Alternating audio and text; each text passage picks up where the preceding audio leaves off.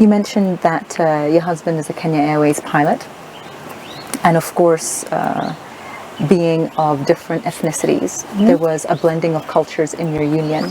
Could you expound on that? Maybe how you met and what attracted you to him, but also, raising an interracial family. Yeah, so we met when we were both quite young. We met in Nanyuki. He was in the Air Force.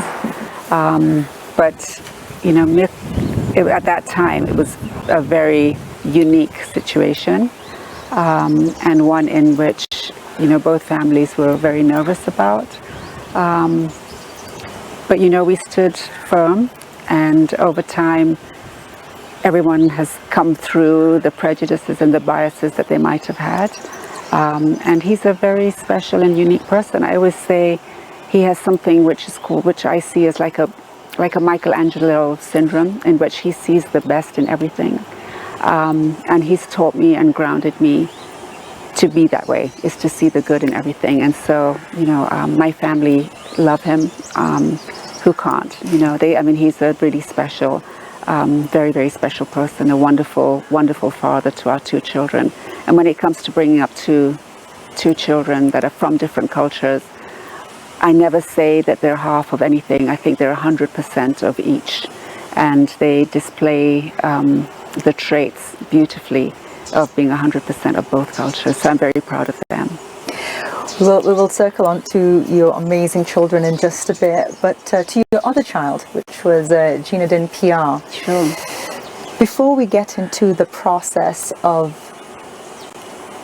purchase, the process of seeing something you've created, blood, sweat, tears, grit, overcoming so many challenges, obstacles, and putting it now on a global platform for it to be scrutinized. Do you want to run me through some particular moments, highlights, maybe the best of Real in your eyes? Yeah, so I'm a sort of firm believer of doing many things in one's life. I think we contain multitudes of things that we can do. And so I'd spent my entire life doing PR, and I loved every single minute of it.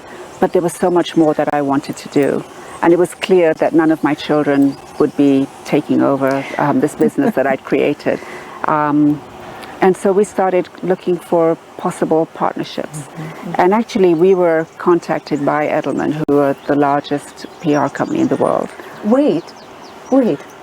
I love that. Your light was shining so bright with regards to PR in the region that they contacted you. Yeah, absolutely. No, they contacted us. Incredible. Yeah, they contacted us, and then began a very long and drawn-out due diligence process. It's quite intimidating, actually, to have, an American company come and scrutinize your business. They can afford the best lawyers, the best accountants, and they're coming to look through everything that you've done. It was difficult. The team that comes to negotiate with you, none of them look like you. Yes. So they're very different. Yes. And then you're trying to find a place where you can meet in the middle. Yes. But it was long, and it was very soul destroying in many ways. Can you walk me through that journey from timelines, meetings, you going to the US? Is that something you can do? Yeah, it is. I mean, you meet, they come for the initial chat. Yeah. They like what you do. You take them through, your client base, your staff, potential clients. Yes. The books. Well, the books comes later. So, everything's fine initially, like, oh, this is exciting. And you go for your meetings in the States, in London, in South Africa, which was in my case.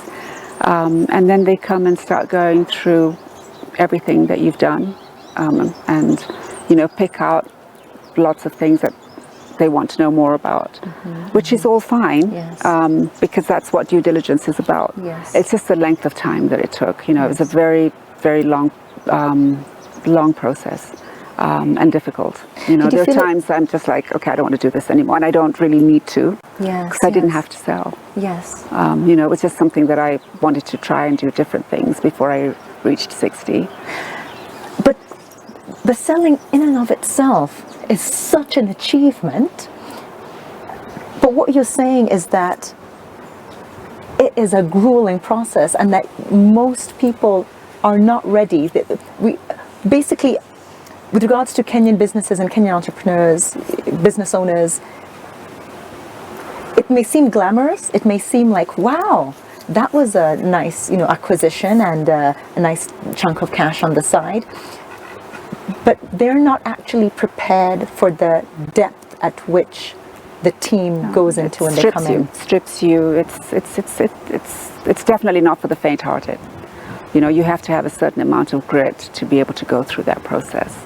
And it's not easy. Yes. And there were times that I was just like, I actually don't need to do this. I don't want to. Okay. But then we always seemed so close. Yes. And then you're like, okay, another 3 months.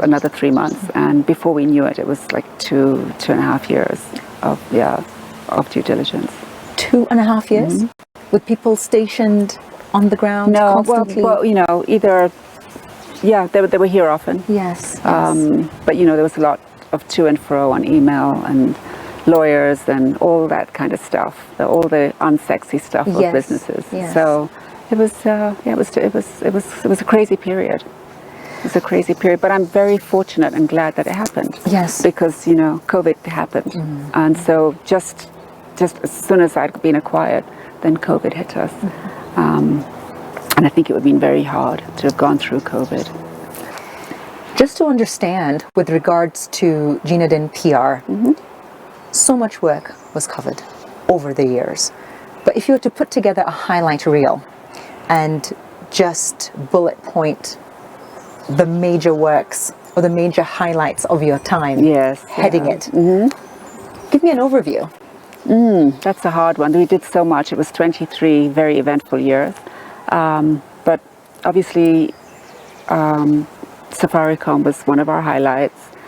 Kenya Airways, Kenya Commercial Bank. And actually, it's really funny because the CEO of Kenya Commercial Bank was Martin Odworo-Otieno, who I worked with at Barclays. And so when I was getting ready to leave Barclays, he took me out for lunch. And he said to me, I cannot understand why you're leaving. He said, being an entrepreneur is not that easy. And it's a wilderness out there. You sure you want to leave? And I said to him, you know what? I think I'm the wilderness. I think I'll be okay. I think I am the wilderness. So it was really lovely to have Martin back in KCB and for us to work together again. And we did some really good work for KCB. I really enjoyed. I think the synergy between the CEO and the agency is so important. And if you can have that level of trust, where they know that I have their back. Because don't forget, with PR, you have to take a very deep dive into brands, really deep, and like, are you sure this is how you want to be perceived? And if not, what are you doing to correct some of the issues that you might have? Yes. So I think that connection is important. So every CEO I've worked with has had an incredible level of trust. We worked with the governor of the central bank, the current governor, when he first came back. Yes. And again, that was incredible. I did not know him. And he didn't know me, but we met and we just connected, and I was able to help them navigate some of the areas in the central bank that needed doing, from internal PR to external. But out of that, we've developed a very trustworthy relationship. Yes. I really like who he is, and so a lot of my clients have ended up being my friends, which is really nice.